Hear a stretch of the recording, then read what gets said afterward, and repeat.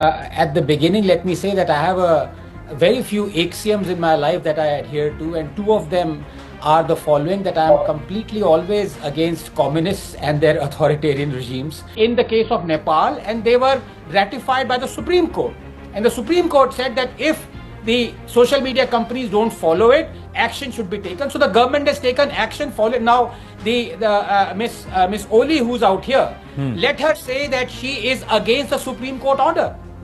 Is she against the Supreme Court order? The clarity of the Supreme Court order is yet not completely fair, because जो व्याख्या इन लोगों ने supreme court का order का दिया हुआ है ये ठीक नहीं है. Khushbu ji, namaste. How's the situation? How is the situation on ground, Khushbu ji, and can you explain to us what's happening in Nepal? I'm at the hospital right now where the victims are being treated. The casualties are here. I'm at the hospital trauma center. The deaths have increased to 21, and there are children as young as 13, 14, 16, 18. So the situation is very, very highly disturbing, and people are still on the streets at many places. A lot of cities in Kathmandu have been under curfew, and it is a tragic situation because it's unbelievable. I don't know what escalated the situation so bad that the government chose to shoot at young children. We thought are all children, they made it absolutely clear that they were on the streets to protest against the social media ban and rampant corruption. They had publicly pledged to remain peaceful, not to engage in violence, and to respect public property. These young people were unarmed, yet the forces, the state, used so much excessive force against them. If you remember the demonstrations that happened against the monarch earlier, until the 6 days of the protest, there was no shooting order by the then monarch or the government. Right. But I don't know what happened. In 4 hours of time today, it escalated to such a high level, that the government actually gave order to shoot, and children have been shot in foreheads. Even my children were out there in the protest. We sent them because we wanted them to be their own voices. And for the first time of the youth, this generation of the youth had come out on the street, because generally this generation usually gives a statement like, we hate politics. Politics is a dirty game. But they chose to, chose to be with the public, and then planned this demonstration very peacefully. But unfortunate, some of our kids could not make it back home. It's very disturbing, highly disturbing, and still there are protests being held in many places, and police has even fired tear gases into the hospital, and it's a tragic situation. But how did it become violent? Because we're given to understand this Ami Nepal, this group, they had permission to hold the protests. Why did these students storm the Nepal parliament? Did the students escalate, or was it because of police action that they decided to storm and then also vandalize, and we can see evidences of arson also? See, you can't always take control of the forces, right? And demonstrations like this cannot be kept under control. But as far as my experience, for the past demonstrations that LPP led in earlier 6 months back, there was also, infiltrations by the government. There were police officers on top of the roofs, and they were firing tear gases, firing gunshots. So today also, we believe that it could be possible that there were infiltrators and vigilantes that were deployed to provoke the chaos, exposing, and making it look like a narrative that the kids were, the youths were chaotic, and, so I think it was administration's dictatorial intentions, and tragically, because of that, usually the Prime Minister, the Nepal government, especially this Prime Minister, has always avoided to listen to public grievances. So everything that has happened today is not just a single about the ban of the social media, right? It's not just that. The real Right. reason behind the ban from this government was political.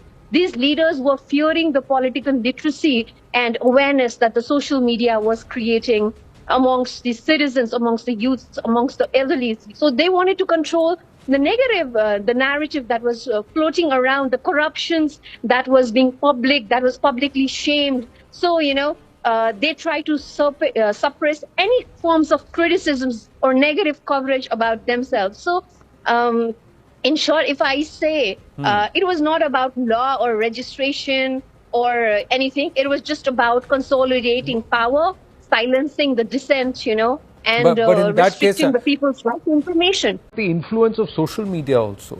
There is talk that even defense enterprises today, which are incorporated in the US, the state government itself is saying that we want to be stakeholders. So, somewhere the state control and the influence of the state, even on tech, is it possible, Dr. Ranganathan? And can tech orchestrate regime changes? Now, how dangerous does that become for a nation like India if all of this is happening all around us? Right or wrong, I'm not getting into it, but I'm just saying the sphere of influence. Yes. No, absolutely. And the answer to both your questions is yes. But good evening to you and to my fellow panelists. At the beginning, let me say that I have a very few axioms in my life that I adhere to, and two of them are the following: that I am completely always against communists and their authoritarian regimes. So my sympathy goes to Miss Ollie, who's a wonderful panelist out here, and I sympathize with her opposition to the communist authoritarian regimes of Nepal. You would be hard pressed to wonder if this is actually Kerala, because if you look at all communist regimes, in fact, in Kerala, hundreds of people were booked for their posts criticizing Pinarayi Vijayan. In fact, the Kerala government was about to bring in section 118 of the new police act, whereby they would regulate social media. So this is passe, this is kosher for communist regimes. They want to control right from Lenin onwards, and this is Mr. Oli is part of a Communist Party of Nepal, Marxist fused with Leninist, whatever that means. But let's deal with facts out here. And the facts are that the ban has been imposed following a Supreme Court of Nepal order, which said that the social media companies have to comply with the Nepalese regulations. Now, as it happens, I am a free speech absolutist. I am against all regulations. I am for social media companies following the national laws. But here, the regulations that were proposed by the Nepalese governments were almost identical to Indian regulations that have also been told to the social media companies operating in India to comply. Now, many of them have not complied. For example, user traceability. WhatsApp refuses to comply and the matter is in the Indian courts. But some have complied on, for example, having a compliance officer, having a grievance officer. So these regulations were identical in the case of Nepal, and they were ratified by the Supreme Court. And the Supreme Court said that if the social media companies don't follow it, action should be taken. So the government has taken action. Now the Miss Oli, who's out here, let her say that she is against the Supreme Court order. Is she against the Supreme Court order?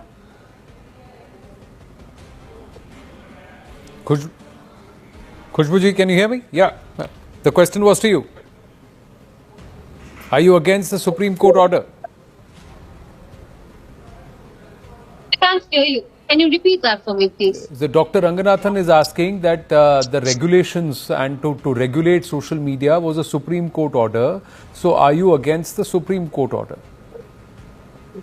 The clarity of the Supreme Court order is yet not completely fair, because जो व्याख्या इन लोगों ने supreme court का order का दिया हुआ है ये ठीक नहीं है.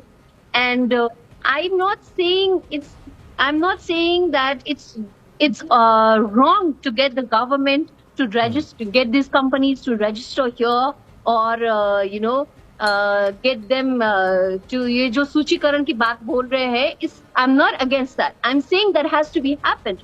But when this movement escalated, when the public showed their grievances against this, the government should have been sensible. Before this situation had escalated, they should have come into table talks, or we should have talked about this earlier beforehand. This happened, and Right. does the Supreme Court order actually state that way? It's not. जो व्याख्या वहाँ पे है वो बिल्कुल जो अभी I'm at the trauma center, I'm at the hospital, I cannot really clearly hear all your arguments because I'm here Right. where the casualties are. I'm sitting in the hospital. Right. We'll try and get her back. Viewers, we'll try and get her back. Please work with us here. She is sitting inside near the trauma center inside the hospital where she's saying 21 kids, largely youngsters, have been shot.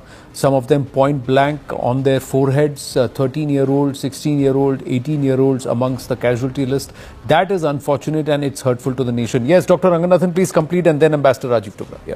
Now, as I said, my sympathies entirely lie with Miss Oli, and of course, what has happened is very tragic. But I just stated the facts out here. Yeah. The Supreme Court ruling was there, and can I also say that, as is the norm of the communists, the Prime Minister, Mr. Oli, was muddying the waters by saying that don't you want the social media companies to pay tax? They already are paying taxes.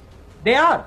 Like in India, the social media companies in Nepal are paying taxes. So this was just to have those regulations that are already present in India that many social media companies are defying right now. The case, as I said, with WhatsApp is in court. It's being fought in court. Now tomorrow, the government can say that, look, WhatsApp is not complying. We're going to ban WhatsApp.